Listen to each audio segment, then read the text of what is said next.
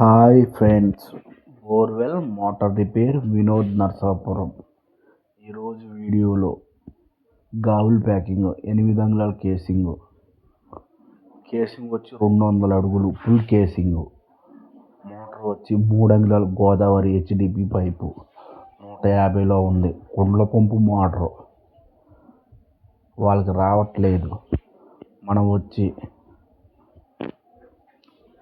రాడ్లు దింపి పట్టించి బయటికి తీయడం జరుగుతుంది.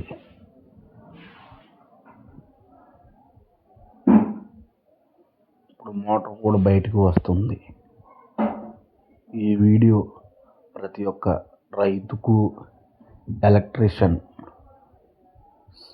మోటార్ రిపేర్ చేసే మెకానిక్ కూడా షేర్ చేయండి. ఈ పేజీని ఫాలో అవ్వండి.